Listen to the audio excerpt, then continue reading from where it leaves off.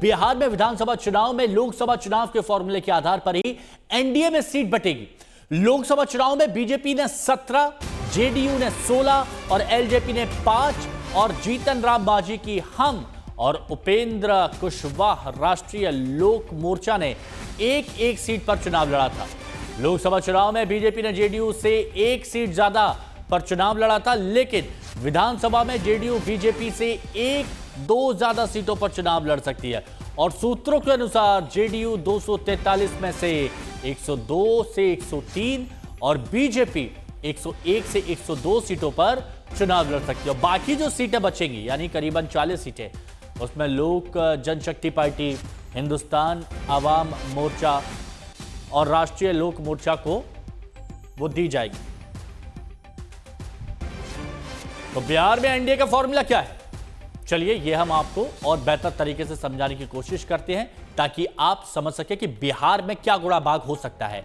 तो जेडीयू को सबसे ज्यादा सीट मिल सकती है, जो अभी तक खबर आ रही है। सीट बंटवारे में बीजेपी दूसरे नंबर पर रहेगी। नंबर 1 कौन रहेगी? जेडीयू। नंबर 2 पर बीजेपी। लोकसभा में बीजेपी सबसे ज्यादा सीटों पर चुनाव लड़ी थी और इसके साथ ही सीट बंटवारे में तीसरे नंबर पर कौन रहेगा? चिराग पासवान रहेंगे। इसके साथ ही मांझी और उपेंद्र कुशवाहा को भी सीटें यहां पर मिलेंगी, जो सूत्रों से जो खबर आ रही है। लेकिन सबसे ज्यादा सीटें किसको मिलेगी? वो जेडीयू को मिलेगी। अब बिहार में आप समझिए 2024 लोकसभा में ये वाला फॉर्मूला था जहां पर ज्यादा सीटें मिली।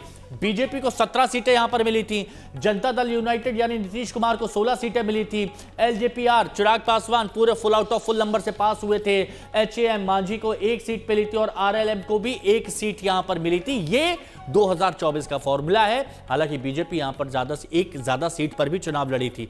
अब 2025 में किसे कितने सीट मिल सकती है, तो यहां पर आप समझिए सबसे पहले जेडीयू की बात आती है तो कितनी? 102 से 103 सीटें यहां पर जेडीयू को सबसे ज्यादा। दूसरे नंबर पर बीजेपी कितनी? 101 से 102, एकाध सीट का ही अंतर रहेगा, बहुत ज्यादा यहां पर मार्जिन नहीं रहने वाला है। इसके बाद चिराग पासवान की बात आती है तो 25 से 28 सीट उनको भी मिल सकती है। इसमें जीतन राम मांझी की बात आती है, एचएएम की बात आती है तो 6 से 7 सीट उनको भी मिल सकती है और कुशवाहा की अगर बात करें आरएलएम तो 4 से 5 सीट उनको भी मिल सकती है। ये बिहार का पूरा गुणा गणित कि क्या हो सकता है ये हम आपको बता रहे हैं। हिमांशु मिश्रा और रोहित सिंह हमारे सहयोगी हमारे साथ में जुड़े हुए हैं। तो सबसे पहले हिमांशु, क्या अभी तक सूत्रों से खबर आ पा रही है बिहार में क्या सेट किया जा रहा है एनडीए की तरफ से 2025 के लिए?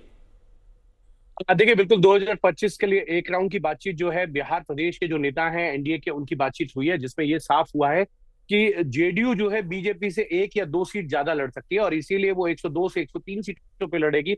और दूसरी तरफ जो है भारतीय जनता पार्टी वो 101 सीट से 102 सीटों पर जो है चुनाव लड़ेगी, क्योंकि ये फार्मूला पुराना फार्मूला है। जेडीयू हमेशा जो है वो विधानसभा की सीटें ज्यादा लड़ती है और लोकसभा के अंदर भारतीय जनता पार्टी चुनाव ज्यादा सीटों पर लड़ता है। आप 2024 का लोकसभा चुनाव देखिए तो भारतीय जनता पार्टी ने 17 सीटों पर चुनाव लड़ा था और जेडीयू ने 16 सीटों पर चुनाव लड़ा। दोनों ही पार्टियों को 12-12 सीटों पर जीत दर्ज हुई। एलजेपी ने 5 सीटों पर चुनाव लड़ा था। उनके साथ साथ हिंदुस्तानी आवाम मोर्चा की तरफ से जीतन राम मांझी को 1 सीट मिली थी और दूसरी उपेंद्र कुशवाहा को। तो एक फार्मूला तय है और इसी फार्मूले के तहत जो है 103 सीटों पर जो है वो जेडीयू चुनाव लड़ सकती है और 101 से 102 पर जो है भारतीय जनता पार्टी, और एलजेपी जो है वो 25 से 28 सीटों पे चुनाव लड़ेगी। 6 से 7 सीटों पर जो है वो जीतन राम मांझी की जो हिंदुस्तानी आवाम मोर्चा पार्टी है वो चुनाव लड़ सकती है। उपेंद्र कुशवाहा की जो राष्ट्रीय लोक मोर्चा है वो 4 से 5 सीटों पे। तो कहीं ना कहीं सीटों को लेकर जो है वो बंटवारा हो रहा है, लेकिन अब देखना यह है कि कौन किस सीट पर लड़ेगा। इसको लेकर अभी आने वाले दिनों में लेकर भी बहुत सारी बात होगी, लेकिन रोहित से भी हम बात कर लेते हैं। रोहित, आप ये बताइए कि क्या अंदर खाने से खबर सामने आ रही है, क्योंकि अंदर की राजनीति बिहार की आप बेहतर तरीके से समझते हैं। लोकसभा में बीजेपी का प्रदर्शन अच्छा था, लेकिन पिछले विधानसभा चुनावों की बात करें तो इतना अच्छा प्रदर्शन वहां पर जेडीयू का नहीं हो पाया था। तो क्या रणनीति लेकर आगे बढ़ रही है एनडीए? हिमांशु, देखिए, अगर जेडीयू को 101 या 102 सीटें अगर मिलती हैं चुनाव लड़ने के लिए इस बार बिहार विधानसभा चुनाव में, तो इसके लिए एक बहुत बड़ा कह सकते हैं मॉरल विक्ट्री हो सकती है, क्योंकि आज के दिन में जेडीयू जो है बिहार में नंबर 3 की पार्टी है। केवल 45 विधायक हैं। 2020 में जब जीते थे तो सिर्फ 43 ही थे। तो इसके बावजूद भी, नंबर 3 होने के बावजूद भी, अगर बीजेपी नीतीश कुमार को इतनी तरजीह देती है कि उसे अपने से ज्यादा सीटों पर चुनाव लड़ाया जाए, कम से कम 1-2 सीटें ज्यादा, तो ये जेडीयू के लिए जो कह सकते हैं एक विन विन सिचुएशन है। लेकिन यहाँ ये भी समझना होगा कि जो गठबंधन जो है यहाँ पर, चाहे चिराग पासवान का हो या जीतन राम मांझी का हो या फिर उपेंद्र कुशवाहा का हो, इन तीनों पार्टियों का गठबंधन नीतीश कुमार की पार्टी के साथ नहीं है। इन तीनों का गठबंधन जो है वो बीजेपी के साथ है। ऐसे में बीजेपी को ही जो है अपने कोटे से जो है वो सीट जो है वो चिराग पासवान को देनी पड़ेगी, मांझी को देनी पड़ेगी, उपेंद्र कुशवाहा को देनी पड़ेगी। हालांकि जब इन सब पूरा बंटवारा जब हो जाएगा तो जाहिर सी बात है तकरीबन उतनी ही सीटें आएंगी जितनी हिमांशु आप बता रहे थे, 100-101 के आसपास जो है उतनी ही सीटें आएंगी। लेकिन अब ऐसे में चिराग पासवान 28 से 30 सीटों पर मानते हैं या नहीं मानते हैं, ये एक बड़ा सवाल है। क्योंकि देखिए 2020 में भी चिराग पासवान को इतनी ही सीटें दी जा रही थी, 27-28 के आसपास, लेकिन वो उस वक्त नहीं माने थे और वो गठबंधन से जो है निकलकर बाहर आ गए थे और खुद अपने दम पर अकेले चुनाव लड़ रहा था।